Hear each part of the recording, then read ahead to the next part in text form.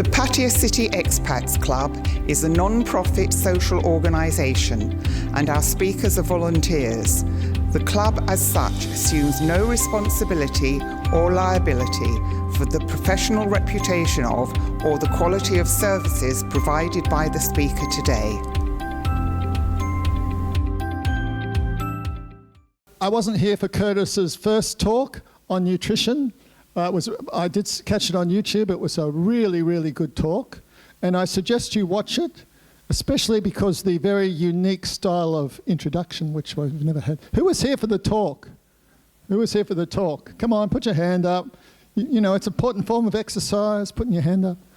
So he's going to give a series of talks after this one. It's on to exercise right after this one. So this is the second talk on nutrition. And what he said during the first talk was very sensible. So there's a seat down here if you need a seat up the front here. All right. Okay, well, without further ado, a big welcome to Curtis, who gave such a wonderful talk last time, and I'm sure it will be even better. Curtis Arnold. Okay, just testing this. All right, hey guys, I kind of assumed that like 95% of you saw the first talk because we're pretty consistent with everybody coming every week, but like maybe half of you raised your hands. So I kind of apologize for that, but I did do part one, I guess 5 weeks ago, something like that. So you do want to go back and look at that on the website, or it's on my website. Yeah, a little administration here. There are cards on your table. There's also a email sign up. If you put your email there, I will send you a PDF of today's seminar. And then you could also look and see the first seminar at your leisure. All righty. Okay. So without further ado, I'm going to do a little review. Luckily, I put a little review in here because, as I said, a lot of you didn't see the first seminar. So we'll do about 10 slides, 5 or 10 minutes of reviewing what the first seminar was about. And it was about metabolic diseases, heart disease, cancer, diabetes, and Alzheimer's. Those are the big four. Those are the killers. Now, here's the key. Poor food choices cause 95% of metabolic disease. So what causes metabolic disease?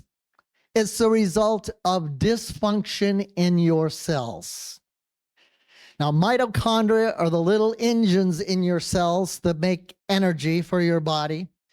And when these mitochondria in the cells are compromised by your poor food choices, you get metabolic dysfunction. And that leads to metabolic disease.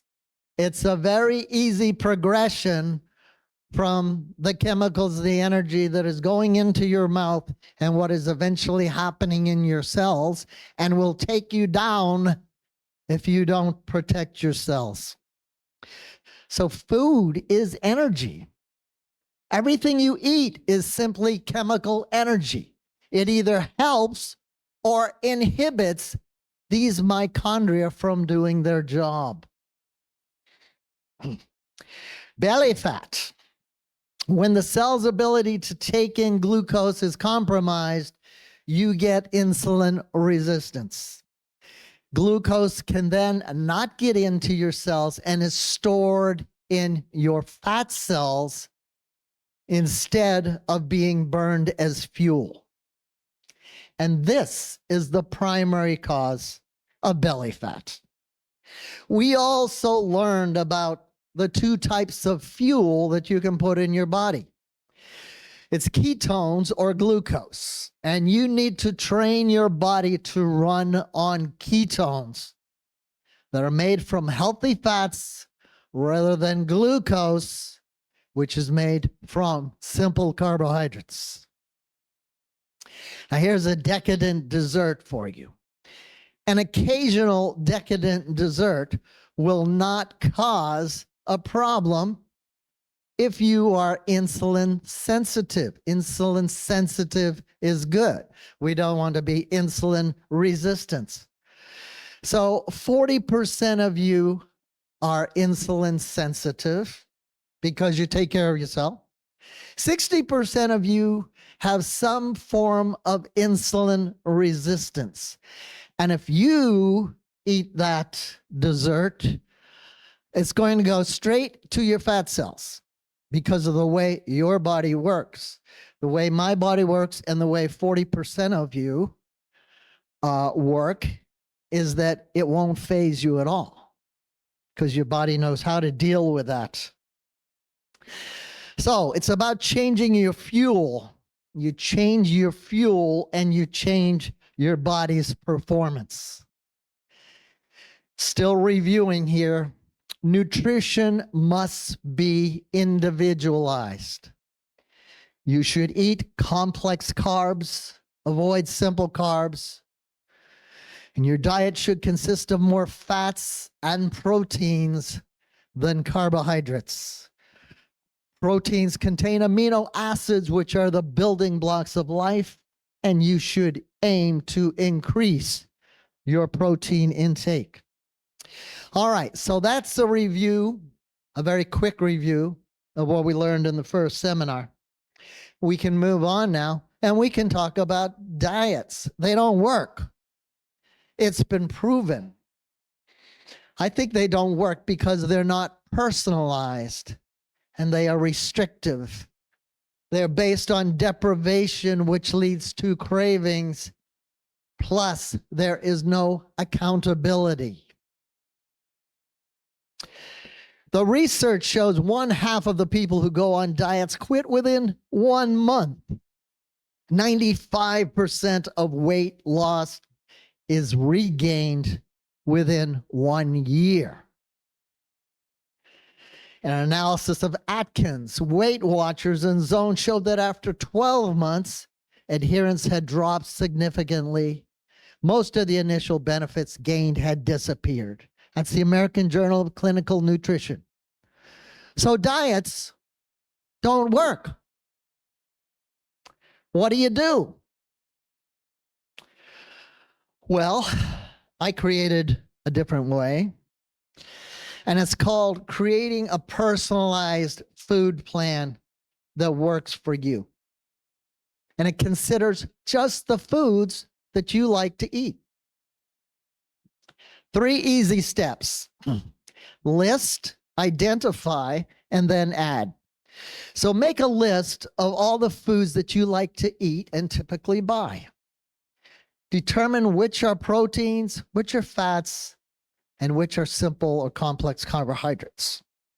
Then eliminate those from your food plan that don't meet your criteria and add beneficial foods as you go along.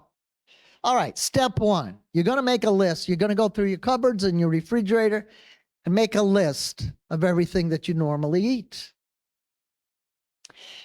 You'd put those down the left column there. For example, steak, well, that's a protein. Okay, so any food that you have, is it a protein, a fat, a simple carb, or a complex carb? And if it's a donut, well, that's going to be a simple carb, right? You might eliminate that donut. So now you've listed everything that you like to eat, everything that you normally eat, and you know what it is that you're eating, and you can visually see where you might want to eliminate something. Each week, you're going to try to eliminate just one food. And conversely, try some healthy foods and add one to your food plan every week. This is a process. This doesn't happen in a week, in a month, or 2 months, or 3 months, or 6 months. This is your job. If there is anything more important than your health and how you feel every day, I'd like to know. Because for me, happiness, when I get up in the morning and I go about my day, happiness is, do I feel good? Am I healthy? Can I enjoy life? Because if you don't feel good, if you're unhealthy, if you have problems, you're not going to be very happy, are you? It's going to kind of drag you down. So you got a new job. I got a new job. It's about your health. So you got your master list. You're going to create 3 breakfasts, lunches, dinners, and snacks that you like. And each meal you're going to choose from one of those options, alternating at will. Looks like that. That's all you need. You don't need to eat 23 different types of things every day. All you need is 3 different meals that you like, and you know the ingredients in those meals are going to be good and healthy for you. But it's your diet. It's not somebody else's diet that you read about in a book. All right, now I want to talk about intermittent fasting because I am a big fan, especially if you need to lose weight or want to lose weight. I've been an intermittent faster for years. I love it. I'm like a 16-8, which means that my eating window is 8 hours during the day, and I'm actually probably an 18-6 at this point in time. But you can start out with a 12-12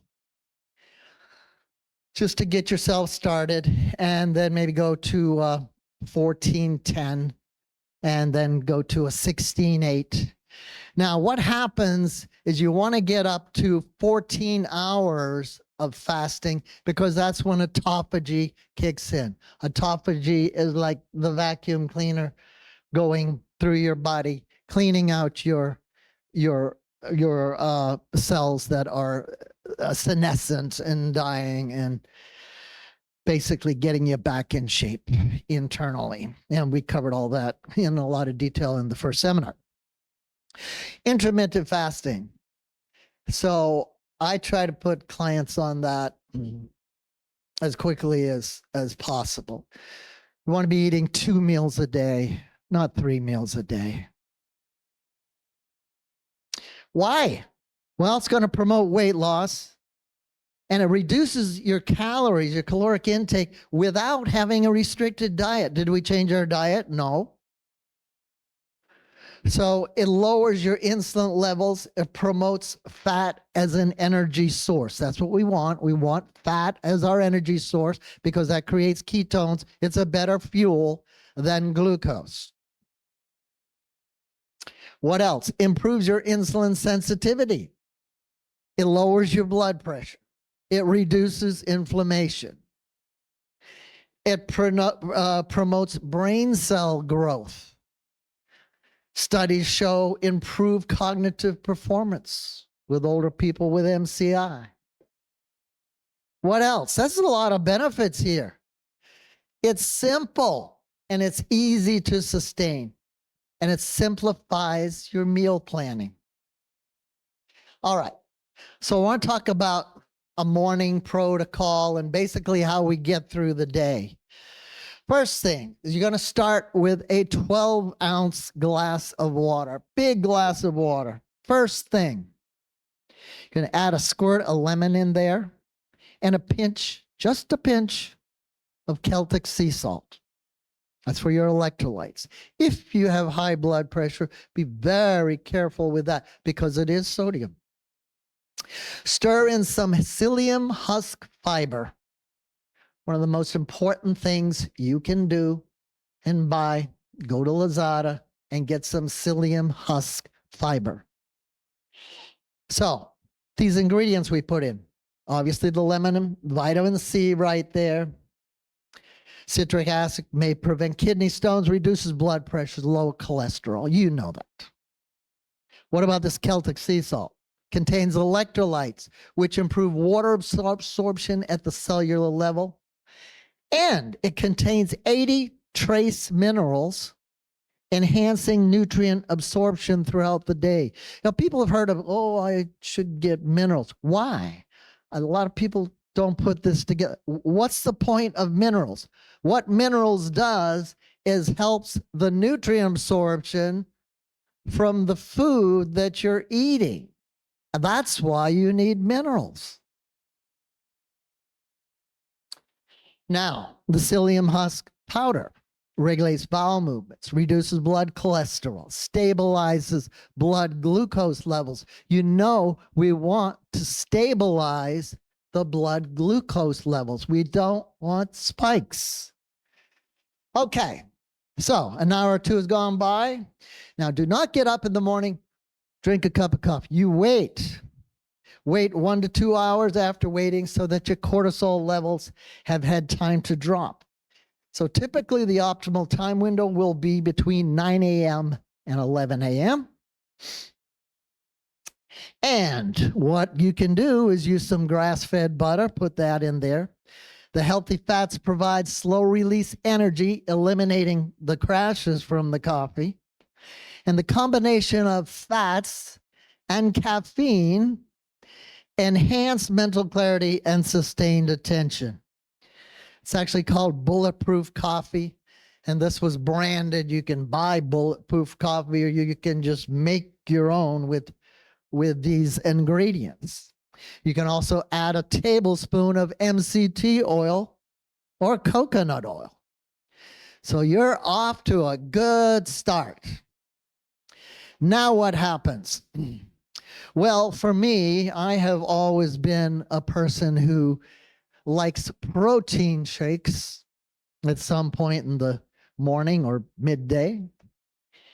And the reason is I'm lazy. It saves me a lot of time. You start the day with 30 grams of protein right off as soon as you have your protein shake. I also put in 4 eggs in my protein shake and many other powdered supplements, which is another seminar. And you can add in some fruit, Greek yogurt, any powdered supplements again. So that's a suggestion. If you're one of those people that just need more, and you typically might get cereal or oatmeal, well, be sure you get steel cut oatmeal. Don't get the regular oatmeal in the little packages. Get steel cut oatmeal. Add in Greek yogurt, top it with blueberries, and you have a nice breakfast there. Okay, it's lunchtime. Now what do? Here's some options.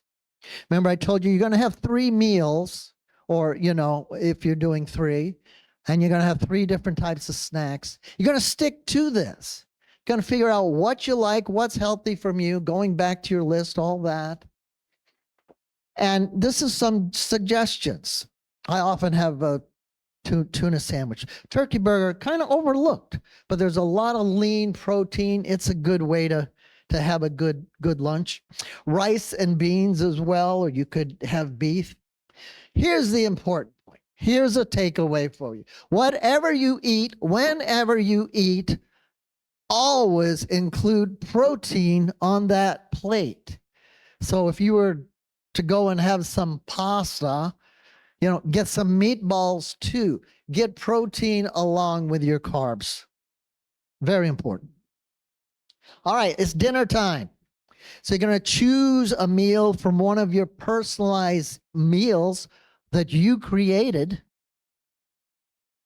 And then it's evening. What do? Well, if you want a snack, you could have cottage cheese and Greek yogurt with blueberries on top. That looks good. Why do we want cottage cheese?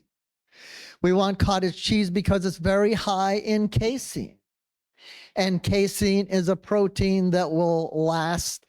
It gives benefits of 6-7 hours as opposed to whey being about 4 hours. So if it's a day where you work out, maybe get some casein protein at night. Before bed, plenty of options. Small glass of tart cherry juice, scoop of magnesium powder stirred in. My own protocol is magnesium with glycine, with zinc, and with theanine. all supplements right before bedtime. That's another seminar. Again, right here in this slide. But this magnesium, very important. They say like 40% of people are deficient in magnesium. If you're not taking magnesium now, get magnesium. Okay. I know this about nutrition, and nutrition, the food we eat and the supplements we take, there's a lot of overlap. So, but magnesium is another takeaway if you're not taking it right now. And then again, you add in zinc and glycine, and it makes a nice little evening cocktail.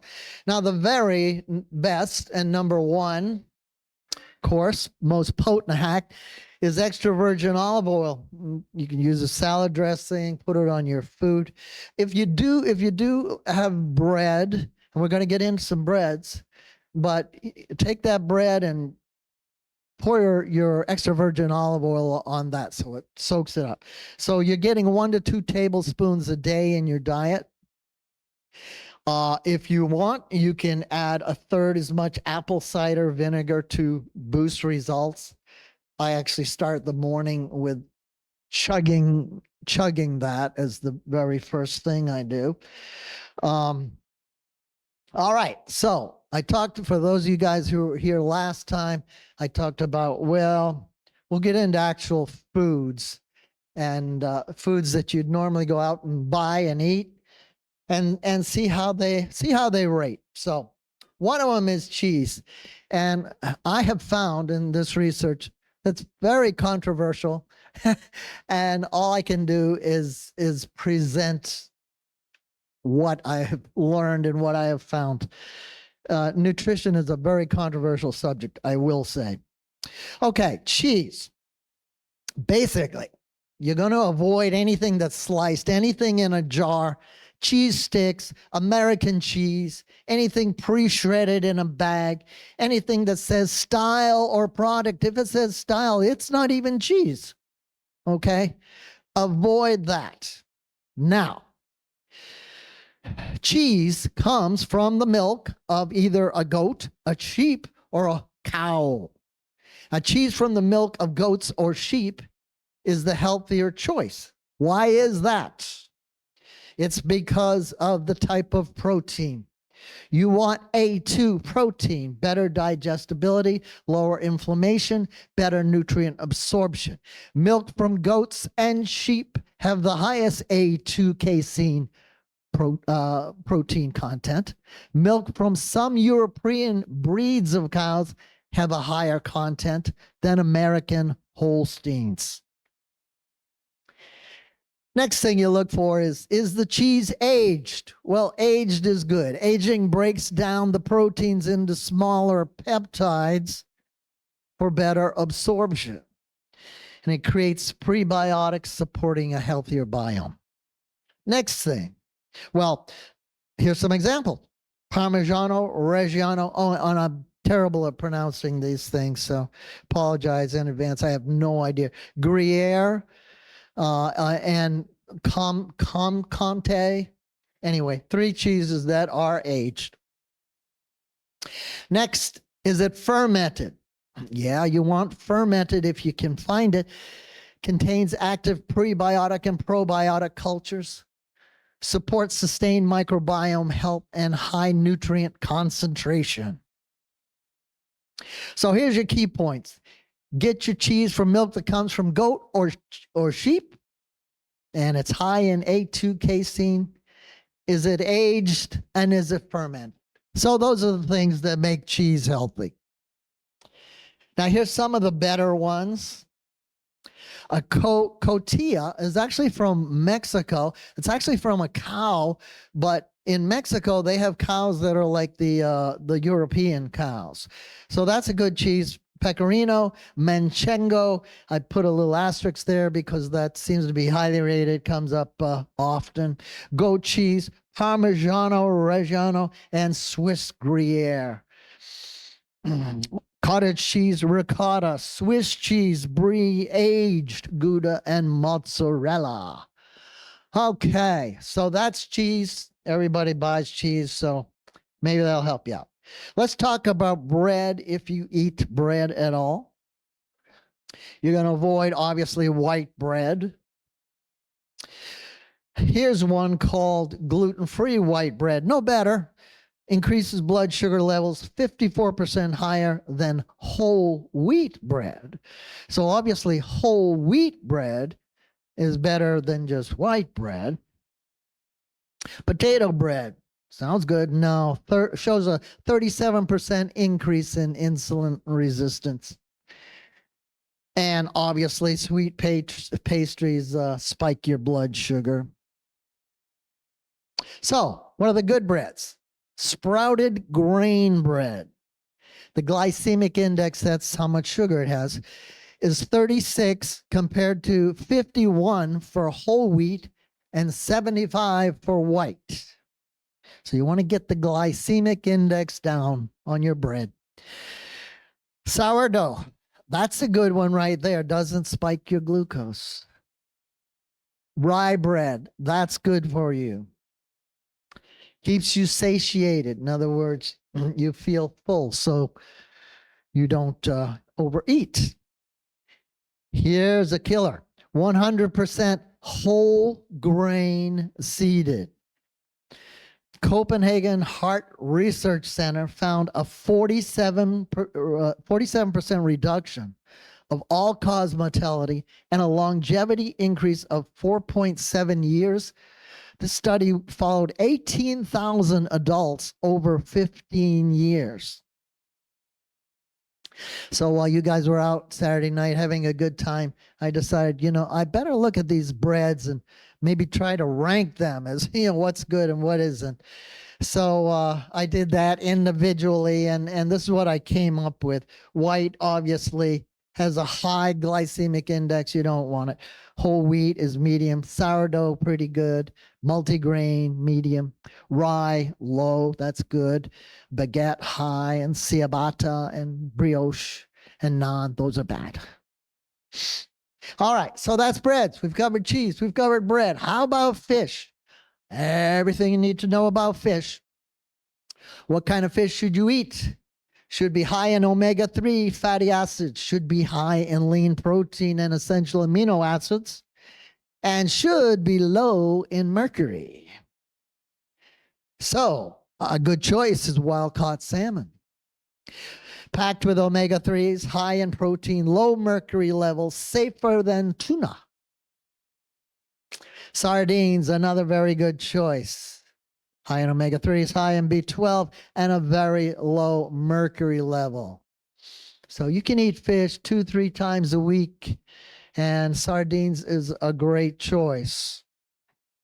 Atlantic mackerel is also a good choice. Tuna. If you have tuna, the very best is skipjack. And that's with a brand called Wild Planet, which is a very good brand. Also Bumblebee Light. All right, so that's your fish. Now we go on to sweeteners. Everything you need to know. First of all, what is sugar? It's 1/2 fructose and 1/2 sucrose. Sugar, bad, bad, bad. What do we do? Well, there's sugar substitutes, agave, maple syrup, honey. Those are all still sugar. So Splenda is what you find in most diet sodas. But it directly affects the hunger center, making you feel hungry when you shouldn't. That's not good. That's important. So how about Equal? The scientific name is aspartame. It's relatively safe, but use it in moderation. What is better? Stevia is better because it's plant-based rather than chemically based and has a cleaner safety profile. So if you can get stevia, and I find it difficult to get good sweeteners here around town. I mean, especially when you're in a restaurant, you're pretty screwed. So stevia is good if you can get it and find it. Another even better is a monk fruit. There's no calories and it does not raise blood glucose or insulin. It's the most sweet of all sweeteners. So you just need a little bit and you go, oh, this is sweet monk fruit. Okay, but there is only one best sweetener. Now, this sweetener curbs your hunger. The other sweeteners make you feel hungry. This sweetener reduces glucose. Come on, how is that even possible? Sugar and all these other sweeteners actually raise your glucose. How can you have a sweetener that reduces your glucose? And it reduces your insulin too? Unbelievable. It's a natural sugar found in figs and raisins. Who thinks they know what it is? Huh? Anybody? Huh? Allulose sweetener. You can buy it. Unfortunately, I haven't found it in like little packets. I mean, you can buy a whole thing of it here. But this is the very best sugar substitute you will find. Allulose. Okay, folks, that's part 2. Let's review. Research clearly shows that popular diets do not work. We don't recommend, what we recommend is a personalized food plan. Intermittent fasting offers a host of benefits, including weight loss and autophagy. You start your day with a large glass of water and get some sun in your eyes. Very first thing. I go out on my deck with what I told you I drink in the morning. Sun is coming up. Sit out on the deck or balcony, whatever, and get some sun in your eyes. This sets your circadian rhythm for the day. Then you wait 1 or 2 hours before you have your first cup of coffee. Maybe add some butter in there. Now, breakfast, consider a protein shake or steel-cut oatmeal with Greek yogurt. Dinner, choose from one of your own 3 dinners that you're going to construct. For an evening snack, consider cottage cheese or Greek yogurt. Have 1 or 2 tablespoons of extra virgin olive oil every day. Take magnesium, zinc, and glycine at night. Stick with cheeses made from the milk of sheep and goats, and give preferences to those with A2 protein that are aged and fermented. Avoid breads with a high glycemic index. And good choices include whole grain, rye, and sourdough. When choosing a fish, be careful of mercury content. Good choices: wild-caught salmon, sardines, Atlantic mackerel, and skip tuna. The best sugar substitute is allulose. Otherwise, try to find monk fruit or stevia. All right, there is an email list in the middle. Put your email on that list. I'll send you the PDF so you don't have to remember all this. And there are also some business cards in the on your table. You guys around the side, you know, you can just get them whenever afterwards. All right, and with that, the fun begins. Let's open it up and have a good Q&A here going on. Right here. Okay. He's the man Okay. that's going to choose. All right. Who's who? So I've been trying to follow the trying to follow the diet, or the not diet, the Food plan? fasting. Fasting. Intermittent fasting? Yeah. So I have a question. Yes. So when I get hungry in the morning, which is usually a couple hours after I wake up, Yeah. I've been doing just unsweetened, unflavored protein powder with black coffee. And in the coffee, actually. Okay. And that's it. Now, would you consider that breaking the fast? Because there is some caloric content to the whey protein powder. Yeah. Calories is exactly what breaks a fast. So unfortunately, when you take that whey at that time of day in your coffee, that does technically break your fast. Thank you. You're welcome. Just continuing from that, if you're on the 16 and 8, Yes, how do you work in those late night?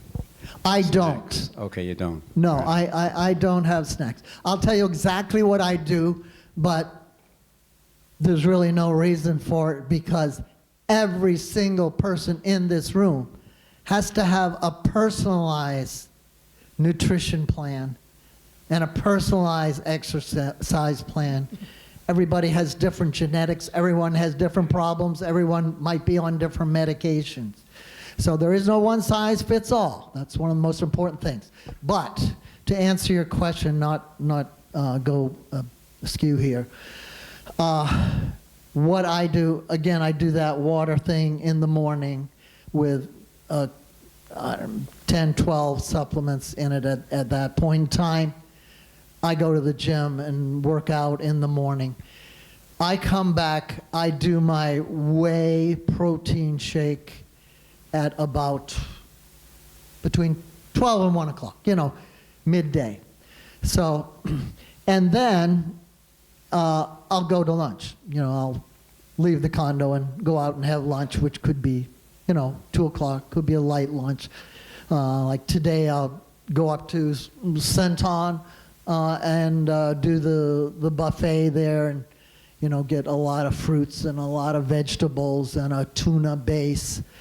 They even have avocado as well, so it's a great healthy lunch. And then I'm a ketovore, which is half keto and half carnivore. So every night I'll have a ribeye steak at about 6 o'clock, 6:30, whatever, whenever I get in. So, and that's it. I don't eat after that. So I'm generally intermittent fasting from 7 p.m. at night until 1 p.m. the following day. So I guess my eating window is about 6 hours. I don't know. Does that help? Yes. I mean, do you take that magnesium, or when do you take it? I take the magnesium before I go to bed at night with zinc, with theanine as well. So that's not breaking the fast? No. Okay. That doesn't break a fast. Thank you. It's a mineral.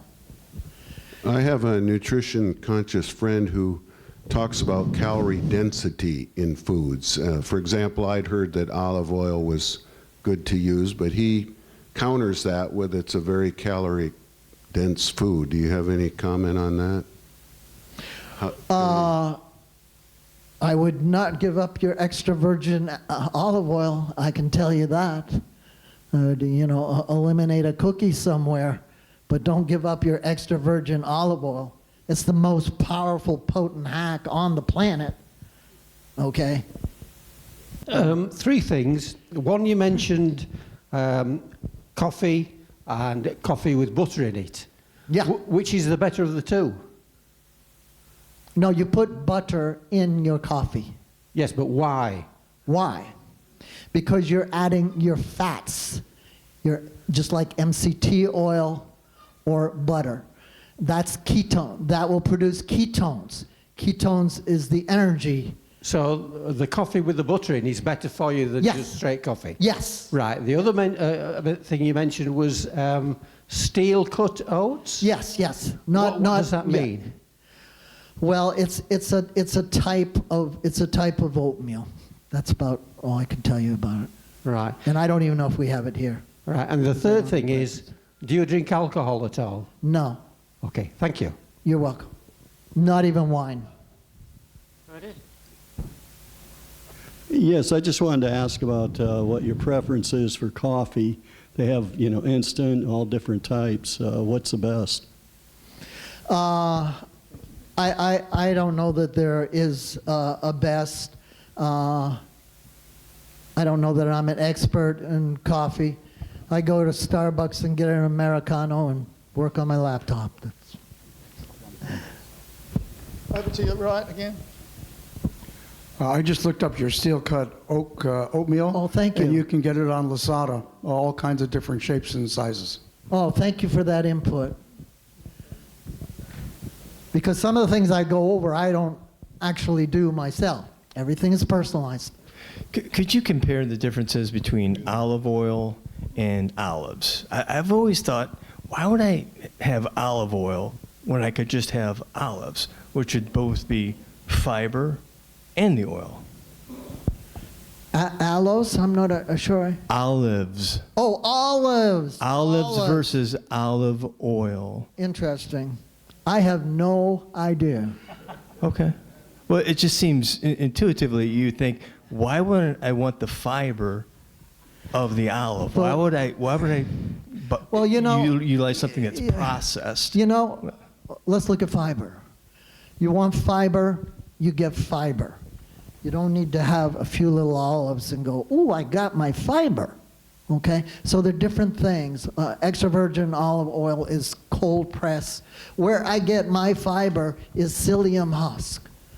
That's the best fiber you can have. Okay, so every day I have plenty of fiber no matter what happens or what I eat. Okay, so I am targeting a particular need, the need for fiber and what fiber does for you. Okay. Just a very, is it me or no? A very quick question. I'm a regular yogurt eater. I enjoy yogurt. Greek you yogurt? Emphasize Greek yogurt there. Yes. Is that especially better than Oh any my other? God, yeah, there's no comparison. There is no comparison. You can't eat regular yogurt. You have to have Greek yogurt. And the problem is, you go to the grocery stores here, and you will often, or a 7-Eleven, and you will often see Greek-style yogurt. That's not Greek yogurt. So it's difficult to find. There are certain places that I go to that I can find Greek yogurt. Hi, just to contribute to the gentleman's question about coffee, really. Yes. There was a 2010 Norwegian study following 5,000 people who drank 4 types. One was instant coffee, one was water, Okay. one was barista coffee, you know, where it's pressed, and one was filter coffee. They followed them a long time, 5 years or more, and the people that lived the longest were the people that drank the filter coffee. And the reason for that, longer than water and everything, and the reason they think that's the case was because the filter absorbs all the bad, you know, there's some bad chemicals in coffee. Okay. And the filter absorbs those bad chemicals, and it wasn't passed on into the coffee, whereas the, you know, instant and the barista one were. That's what they thought. Anyway. Good point. Thanks for that contribution. Yeah, any contributions are welcome. I think I may know the reason for olive oil. Thank you. The olive oil you can cook with, you can fry with it, and also you can use it for dressing on your salad, and you can't do that with just olives. Let me comment on that. If you're trying to cook with extra virgin olive oil, you're going to run into a problem because it has a low heat point. And as soon as it reaches that heat point, the chains break and it actually becomes an unhealthy fat. So it turns in from something that you think is good for you to a trans fat once that smoke point is hit. So be careful if you try to cook with it. I wanted to add another thing on the olives. We were in Italy, and my wife saw the olives on the tree and said, "Oh, I want to try one."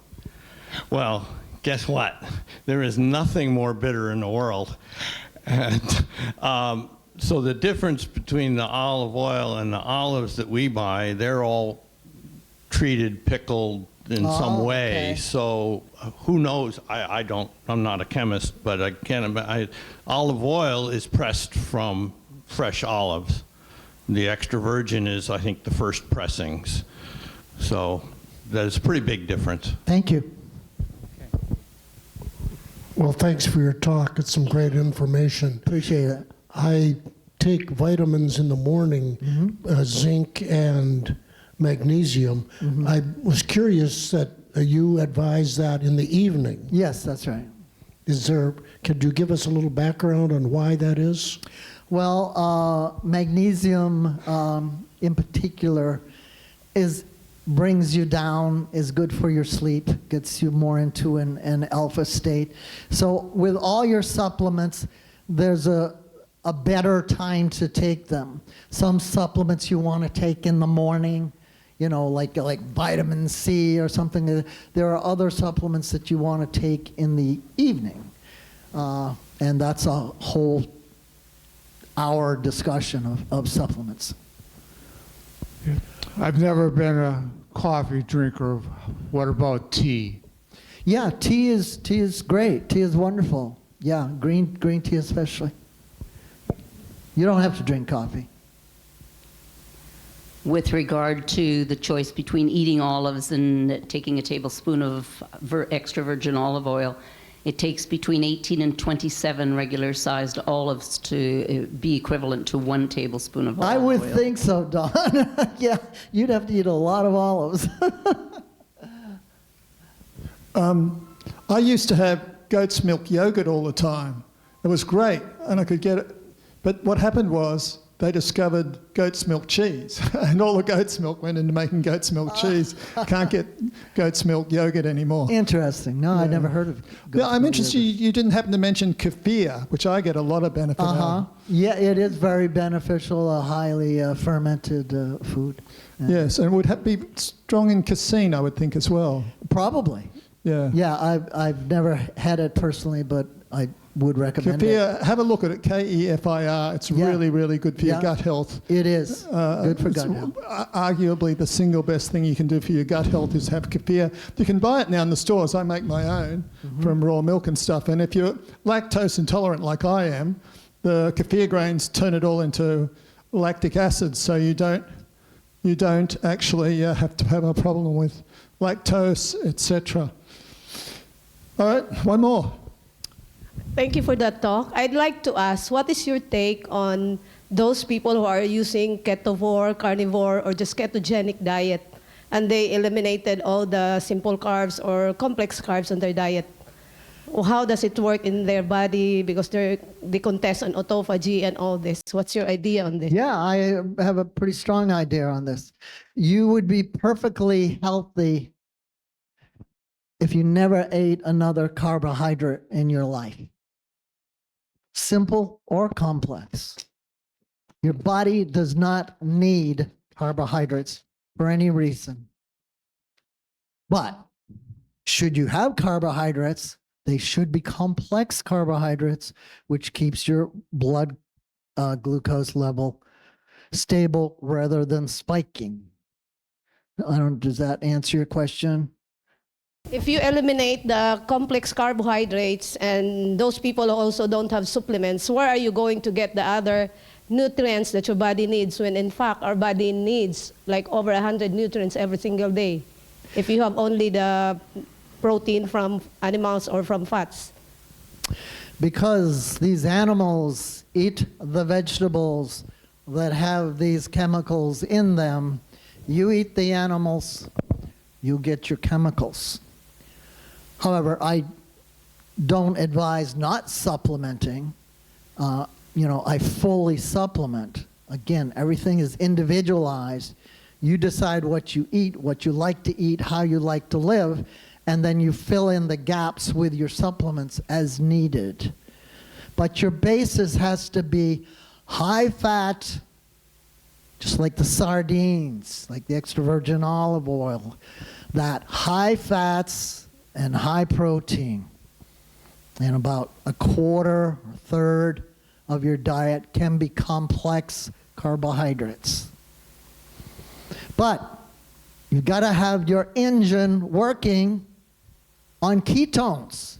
It's got to be burning ketones. Then you can eat anything you want to eat, whenever you want to eat it.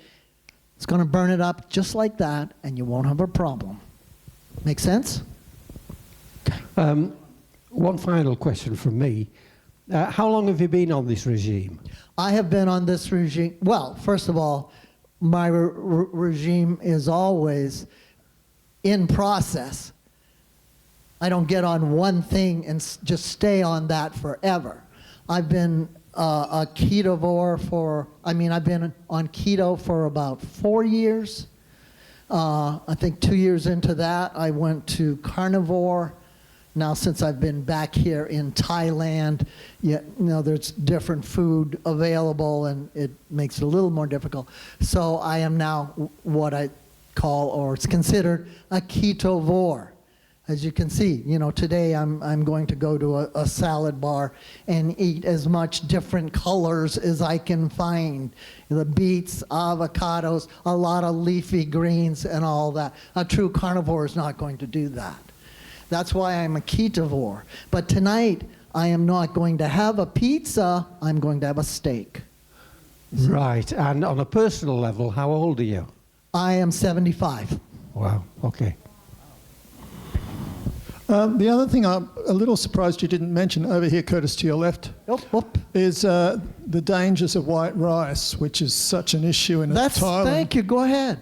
Feel free. Well, no, it's right. White rice has like the GI prospect of sugar, right? So it vastly spikes up your blood sugar, for starters, and a downside that even sugar doesn't have is it causes constipation because it's like glue in your intestines and it has no fiber. So, diabetes and constipation. The reason that Thais tend not to get constipation, spicy diet, right? No the kidding. chili pushes the food through the thing. When I met my Myanmar lady, she had like permanent pains in her intestine and stomach, and she thought it was from being punched in the stomach in China. There's a story. But anyway, I said, no, it's all these chilies you have. No, chili's good for you. It's really good. It protects against COVID and everything. I managed to give it up for 30 days. All the pain in her intestine and stomachs went away, but she started to get constipation from the white rice. So this is a huge, put her on oat bran. Now she's discovered the joys of brown rice and black rice and, berry rice and stuff, and she actually prefers that because it has taste. And if you think the Thais are bad at eating white rice, you should see Myanmar people. They put the meat down, they create a whole mountain of white rice and eat the white rice Who is first. that? I didn't get that. What people? Myanmar, Burmese. Oh, Burmese. It's unbelievable. Anyway, so she showed me this shot of a woman up country in Myanmar, and she said, what's wrong with her leg? I said, she's got diabetes, the swollen diabetic leg. So it's a real problem in Thailand is white rice-induced diabetes. Yeah, so. and you notice when you walk down the street and there's the massage. They just constantly eat white rice all day long. And, by the time they're 40, they're, 2/3, 3/4 of them are just really overweight. And on the way to diabetes. Yeah. Exactly. Sorry, last question. Yeah. You have a second speaker, of course. Did I hear right when you were talking about that protein drink in the morning? Mm-hmm. You said 4 eggs? I have 4 eggs in that protein shake, 30 grams of whey. So I'm starting my day with about 60 grams of protein. And that's every day? Yes, every day. What about the cholesterol level with eggs? That's not an issue. You're back in 1965. Yeah, the issue with... I used to have egg whites, and I realised that, you can have the yolks, it's no problem. All right, well, thank you for another wonderful talk. You can tell people had lots of questions in response to it. Thank you so much, Curtis. We'll look forward to the ones on exercise. Meanwhile, a small token of our appreciation. You've got to hold half of it. You're stronger than me, mate.